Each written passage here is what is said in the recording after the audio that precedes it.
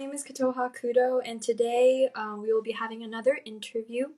We will be interviewing Helena, who is from Zurich, and we will be talking about the topic of racism and intersectionality as a Black girl in a white community in Europe, as well as in Zurich. Thank you so much for joining us today. So before Helena comes, a little bit about myself, as well as who we are as Reset Revolution. My name is Kotoha Kudo, and I am a senior that currently attends the International School of Brussels. And welcome to our interview session. So Reset Revolution is a organization, I guess, or a platform by high school students, including myself, and we talk about different social justice issues, and we try to raise awareness and publicize these issues, including mental health issues, LGBTQ plus rights, environmental issues, and gender inequality. And today we will be talking to Helena on the larger topic of racism and her personal experience with the larger topic. So Helena should be entering right about now. Oh, there we go. I know Helena from MUN. There we go. Hi, Helena. Hello. So Helena, do you want to? Ooh. You okay? Okay. Helena. Oh yeah. Helena. Okay. It froze for a Yeah, sec. you got it. Okay. Yeah. There we go. Yeah. Do you want to introduce yourself a little bit? Yeah. So basically, I'm Helena, and I am an international school student.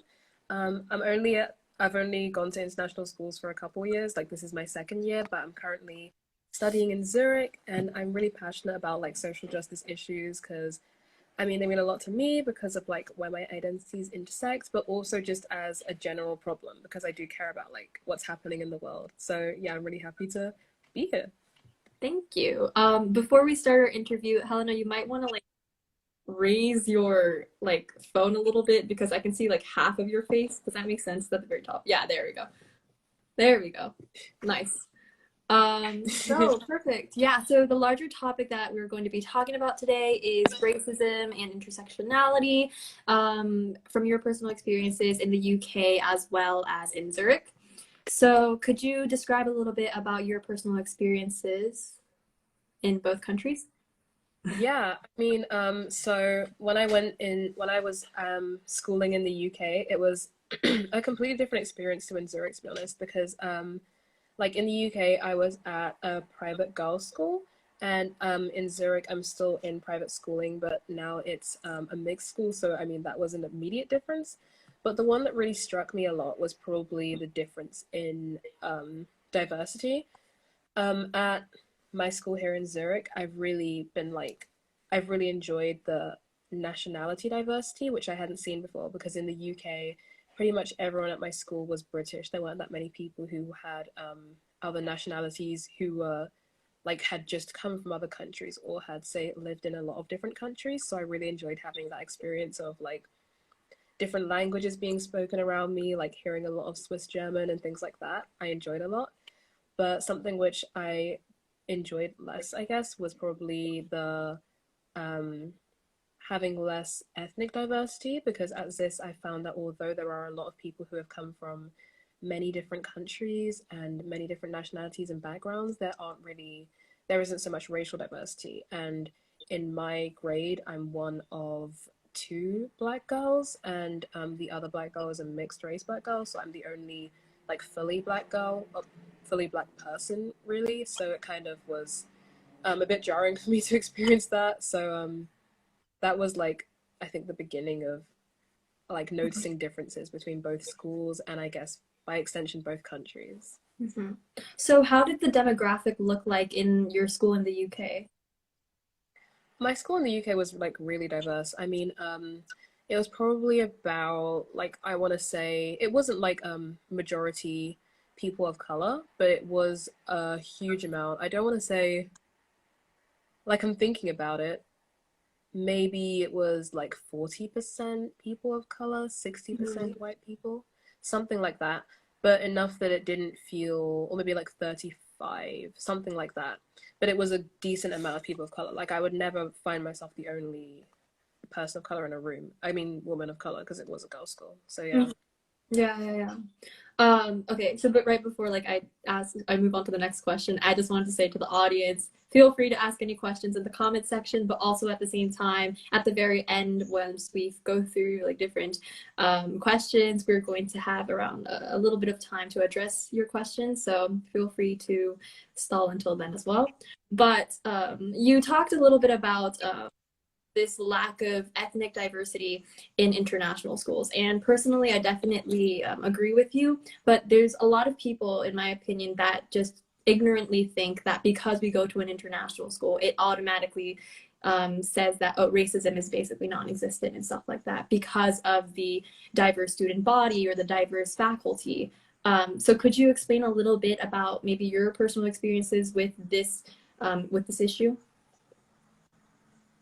Yeah, I mean, I completely agree with that. Like that this is a problem and it is like a it is it's just a completely inaccurate way to assess the way an international school is. And it's kind of a problem that you can see as like a larger problem in general social issues. The idea that representation in and of itself is something that can defeat racism. Like, for example, in the US, when we had like the first Black president, Barack Obama, there was this idea that we now lived in a post-racial society. I think that's the word that was used, and that racism was essentially much less of a problem just because of this one representative that we had in a position of huge, immense power that was Black. But it didn't really solve the problem because I'm sure that as me and you and everybody else watching will remember the amount of like racism that Obama experienced throughout his career, directed to him by Trump, the general public, etc., and Islamophobia too, actually, at some points. But in terms of international schools, I do think that like the idea that representation of itself, even I mean, even there's even the fact that like at my international school and many others, this representation isn't even what is believed. Like at my school, it's really cool. They kind of boast like a range of different flags as you walk into the school, so you can see all the different nationalities that are in the school. But this kind of creates a bit of a it's not so accurate to how the student body actually looks. Because it kind of represents the passports that people have and the nationalities and places that people have lived, but much less so the ethnic diversity. So honestly, I just think that it's really important people realize that representation, especially if it's an extremely small amount, isn't enough to defeat racism, and we can't like afford to have just an ignorant perspective or a really what's the word, passive perspective on racism just because of like something that can't even be controlled, like just the existence of somebody in a space, you know? Mm-hmm.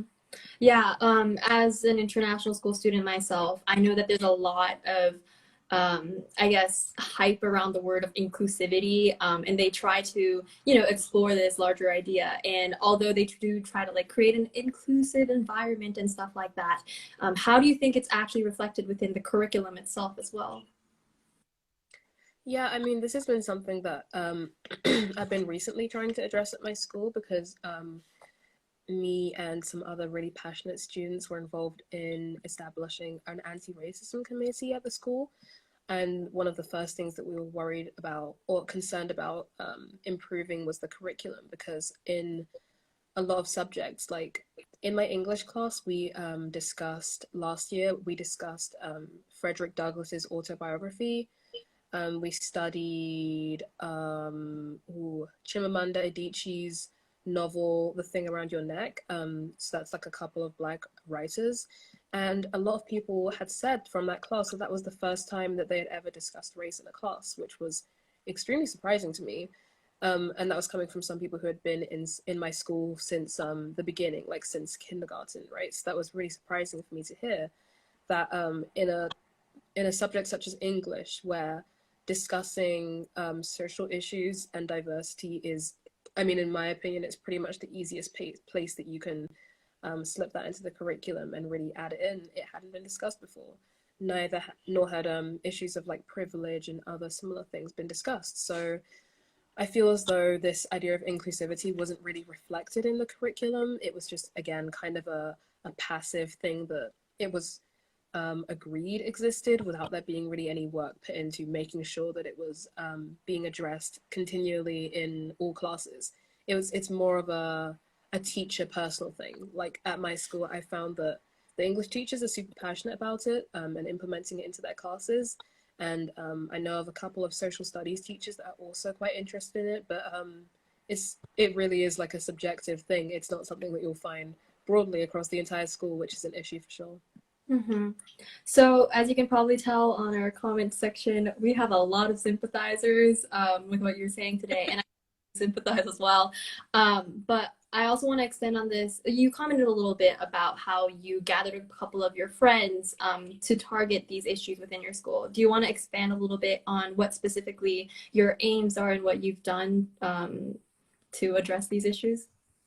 Yeah, of course. So basically, I think that a couple of them might even be watching today. So it was me and a few other friends, one of them even being the student body president, which was amazing. Had all been quite inspired following the like Black Lives Matter resurgence in the US that kind of really I think it sent like shocks throughout the whole world in March around that time, May, around that time. For a lot of people being in quarantine and seeing that suddenly all over their Instagram feeds, we really felt like a call to action. And it started with one of my other friends actually going to the student body president and saying, is there anything we can do about this issue? And we became aware of a parent diversity committee that existed that concerned like the faculty and parents, I think, but there weren't any students involved. And we were like, why isn't there a student branch to this? Because we would like to be able to do something.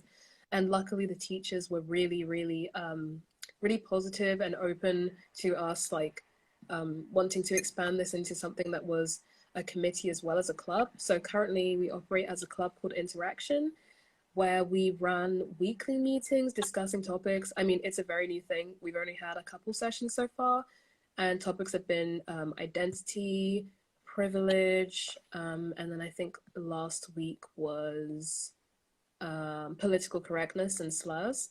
So this has been just like a great opportunity to get everybody in one room and have conversations that like are really important to have, right? And it's a great like group of students who are just really passionate.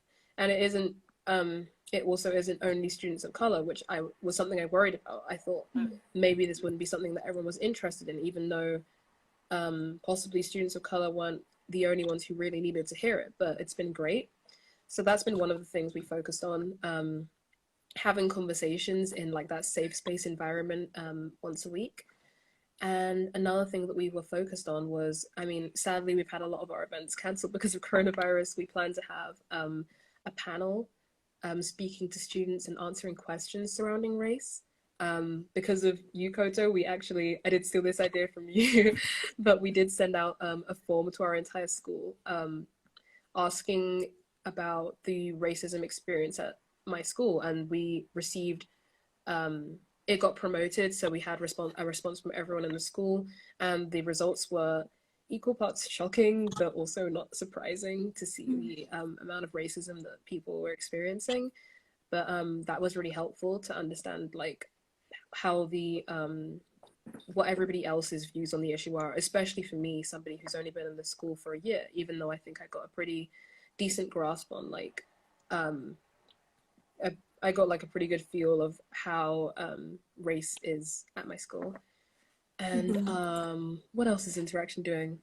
Everything we can, really. It's like it's an issue that you have to attack in so many different ways. So like, you know, one of them being the club, another one being curriculum changes, which have luckily been implemented already. There's been discussions of privilege in a lot of classes happening, which is awesome. And yeah, we're always thinking of new ideas, and it's like a great team and a great student body too, luckily. So yeah. That's very nice to hear. I'm very happy that you've taken the initiative to actually implement change at your school. I also want to touch a little bit on your personal experiences and ask when did you have any moments, like specific moments, where you felt discriminated against, whether it was in the UK or in Zurich? Yeah, so I'll start with Zurich because I guess those are a lot more.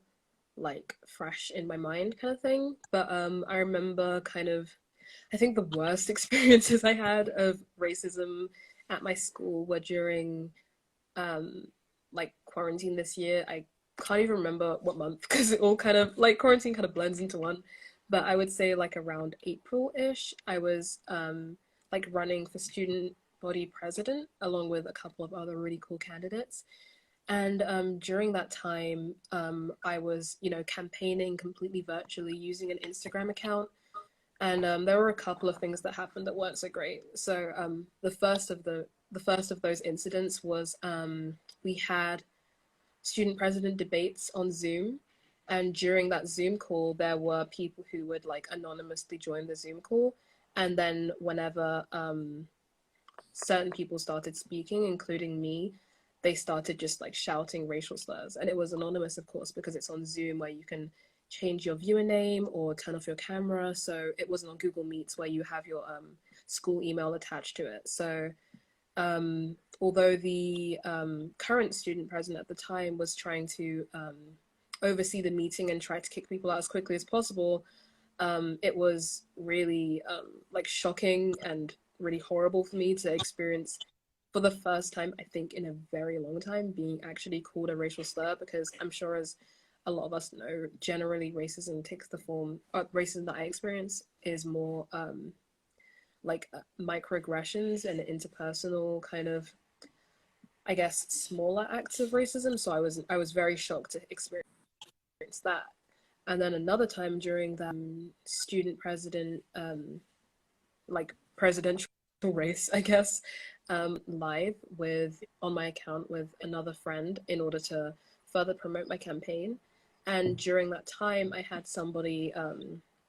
It's kind of like a long story as to the background of these people, but long story short, a couple of guys who I didn't know, I've never met or heard of them, joined the live in order to irritate the other girl who was on live with me. Like they didn't like her much, and so they started commenting on like my face and like my body.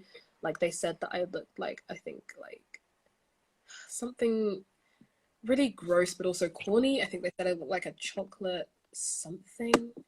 I would like a chocolate snack or like something gross that really made me uncomfortable, and then commenting on the clothes I was wearing. I was wearing an off the shoulder top, and they started talking about what would happen if it like were to fall off and things like that. So I felt extremely uncomfortable trying to have this meeting where I was talking about, funnily enough, mental health awareness at my school, and then to have people make me feel that kind of like anxiousness while I was just trying to do a live. So those are probably, I think, the worst experiences I've had here. I mean, there's the typical microaggressions of people kind of touching my hair without consent, or that kind of thing happens a lot. Like it's a consistent thing that, for better or worse, I'm a bit used to, but I still find it equally irritating. And as for in the UK, it was different there. I didn't experience as much racism directed towards myself. Um, but I think that the worst thing I probably got, which is again a microaggression I'm sure a lot of people of color are familiar with, was people asking me where I'm from. Um, and then if I said that I was like, you know, British or whatever, they would like say the follow-up question would be, where are you really from? Which is again like kind of invalidating like my nationality and who I feel I am, because I mean, funnily enough, here in Zurich, if I say I'm British, people believe me, which is nice because that's like, that never happened in England. Like, it would kind of be people asking me and then just waiting to push out where I'm truly from because, you know, surely I can't be English, right? But yeah, I think that in overall, kind of rambled a bit. In England, it was more smaller microaggressions, but in here in Zurich, I found like a lot more direct like racism, like to the point. Like people are not beating around the bush here. Like, I mean, I've heard of friends saying they've been asked for the N-word pass and things like that. A lot of coronavirus jokes that I've become aware of because of the survey I mentioned earlier towards Asian students. Just a lot. Like, wow, you know, work to do for sure.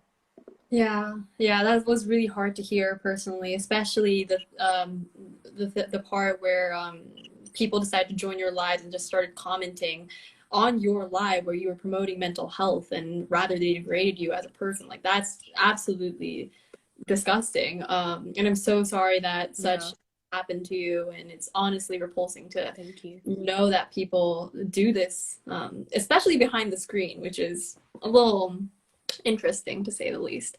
But another part of this interview is more about intersectionality and your experience, not only as a Black person, but also as a Black girl, I think further emphasizes this idea of intersectionality. The internet is okay, there we go. So, would you want to talk a little bit about, well, firstly, define maybe what intersectionality is to people that don't know what it is, and maybe add some comments on the whole concept from your personal experience. Did you hear Yeah, it? so intersection sorry. Intersectionality is oop, lost my light. It's basically it was coined, oh gosh, I cannot remember the name of the lady who coined it, but it Kimberly was, Crenshaw, thank you. And she's a Black female scholar, I I think the believe. yeah. And no, yeah, for sure. That's right. I remembered when I heard it. Thank you.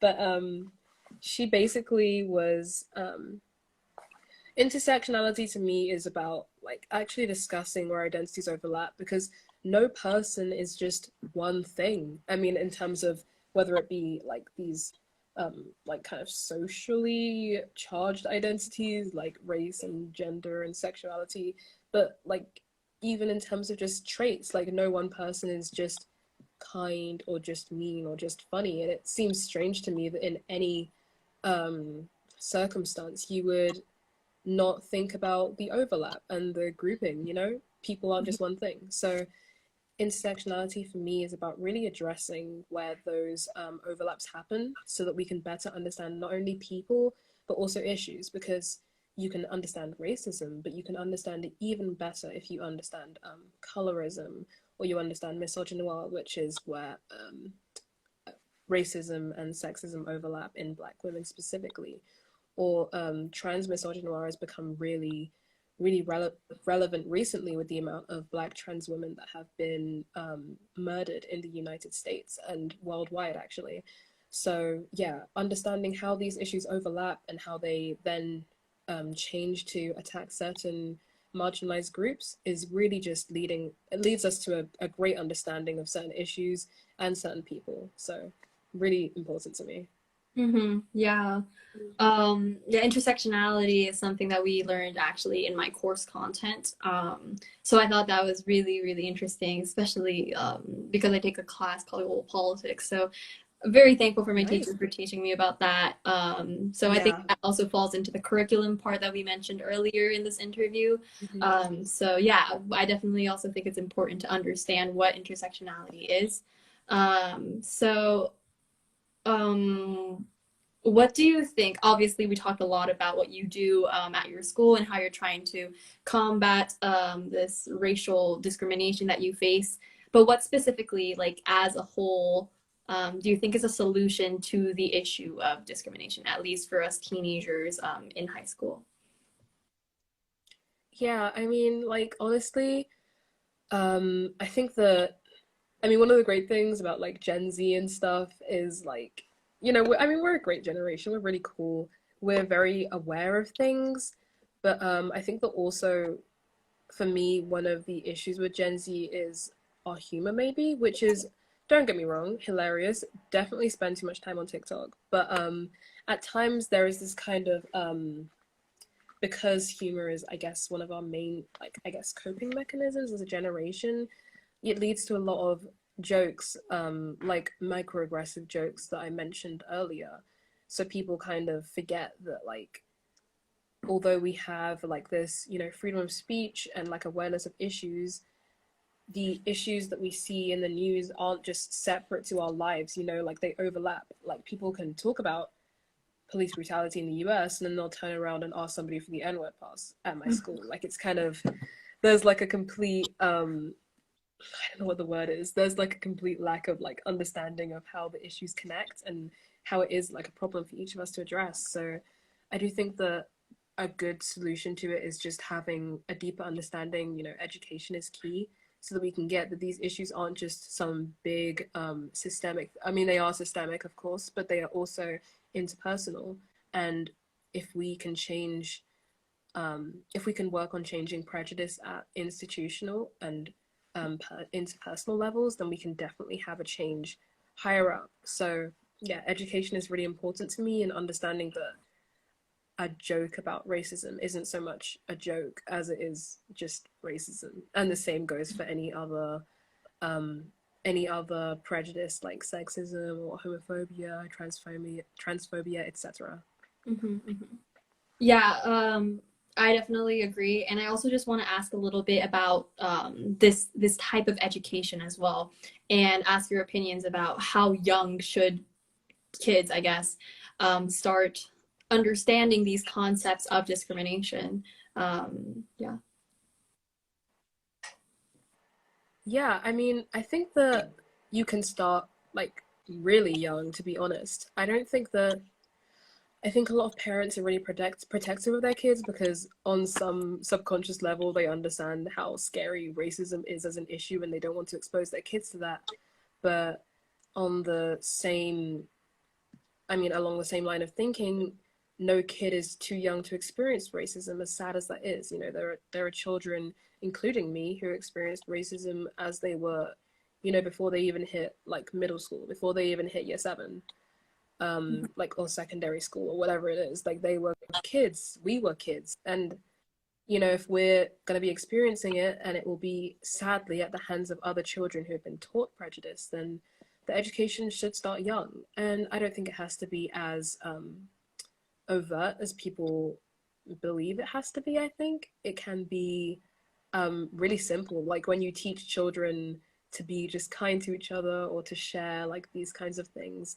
I think that, you know, prejudice goes hand in hand with that. If you're going to teach kids to respect their other classmates and to always be kind to each other, then you can understand like the racial like undertones of that too. Like, be kind to each other regardless of your skin tone or what clothes they wear or their religion, and that's you immediately targeting like racism, classism, like anti-Semitism or Islamophobia, similar religious prejudices, just like that. So I don't think it has to be as like scary as people think it has to be, and I really do think that they should start like super young for sure.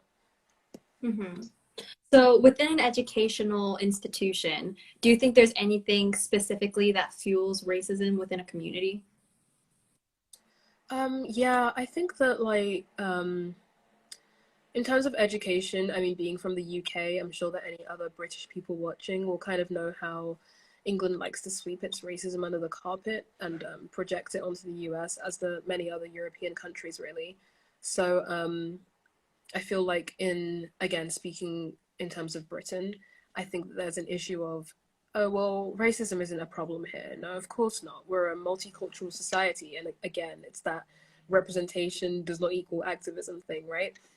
So I think that when we have, say, history classes, like I remember when I did history, we had history GCSE, by the way, and that's for anyone who isn't familiar with GCSEs, that's like a course that you're taking, a 2-year course from grade 9 to 10. I had to translate that, grade 9 to 10, or years 10 and 11 if you're English. So like when I did history GCSE, I had a topic that was pretty in depth about the civil rights movement in the US, and we learned about, you know, Martin Luther King. We learned about general civil rights, lots of different, you know, events and laws. We even touched on Malcolm X, which I understand isn't something a lot of schools do. I think he's regarded as a little too radical for general education, which is surprising, but yeah. And I feel like when we learned that, the first issue is that it was part of a GCSE education. Now, GCSEs, if you weren't choosing to do history GCSE, you would never have been exposed to that information in that depth. I think we're having a So, little bit of it. There we go. Yeah. Sorry, good. the internet was frozen for a second. Yeah, go ahead. Oh, okay. But yeah. So if you didn't choose to, you know, history GCSE being an optional course, if you weren't taking it, then you never would have learned about the civil rights movement. And Mm-hmm. even then, civil rights wasn't the beginning nor the end of racism. So I felt like that was a two-pronged issue. The fact that if you didn't take history GCSE, the furthest exposure you have to racism is slavery, and even then, it's mostly, in my opinion, in relation to the trade triangle and England's, I don't know, like industrial revolution or further like economic progress, which is gross for lack of a better word, because it was much more than that. But yeah, I think that history is just an example of how racism is kind of, when you learn about issues related to racism in school, they're often projected onto other countries because you're learning it, you know, from the perspective of your country, and there's not enough of it soon enough. Yeah, I think that's a really important thing to talk about, especially because I take history IB, higher level, so that's great. And uh, honestly, it's really surprising that a lot of my colleagues that don't take history, they don't know a lot about the civil rights movement in the United States or about apartheid in South Africa. And it was really interesting because I decided to take history as a subject. That's the only reason why I know about these things. And like you said, I also think it's really important to have these precursor understandings of these historical moments. So yeah, I definitely agree with you there. So I'm going to start addressing some questions that we received, and the font is very Cool. small, but okay. Do you think, Scandy, hi, he asked, do you think that those fighting against oppression, given it's become a bit of a trend, are detracting from real fights in the pursuit of justice? Yeah. So, great question. I mean, I personally think that there is a problem with performative activism, and this is just a problem that isn't really new, but is, of course, amplified by social media. So, quite often people will come across an issue which is, you know, like neatly packaged in an aesthetic, like infographic post on Instagram that they can repost their story and feel a sense of accomplishment that they're sharing information, learning information, and then it kind of ends there. Mm-hmm. And it's a huge problem because people our age, including me, want to actually feel like we're doing something. Like being like 18 and under, like you don't feel like you have much of an impact, a tangible impact on social issues. You feel like you're not doing enough, especially when the social issues aren't something as widespread as, say, homophobia. It's an issue that's very specific, like a really prominent recent one was Uyghur Muslims in concentration camps. You Mm-hmm. know, me being in Zurich or my friends in the UK, it's like, how can we do anything about that other than sign a petition? So it's hard. It's really difficult. But Mm-hmm. in terms of to make the difference between like social issues and those more specific issues, like country specific issues, I mean, I think that once we remember that we can have visible impact in honestly the smallest of actions, like calling out prejudice when you see it, like that can be such a huge impact that I don't think that anyone really realizes. You know, we're always saying call out racism when you see it, and people are like, yeah, okay, but then they don't actually do it, or they don't understand the real gravity of that action, because when you call out racism when you see it, you're making the person who's perpetrating it understand that their action is Oh, am I the only person that can't hear her? Wait, Helena. Hold on.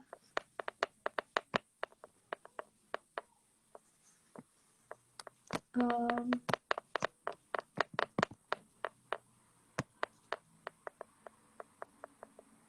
okay, good. Okay, got it. Helena, can you hear me? Okay, I don't think she can hear us. Yeah, no, she can't hear me. Okay. Well, oh, that's so disappointing. Okay, because she's talking. Oh, okay, wait. Can somebody? Yeah, there we go. I don't think she's paying attention. Wait, hold on. We can't hear you. Post.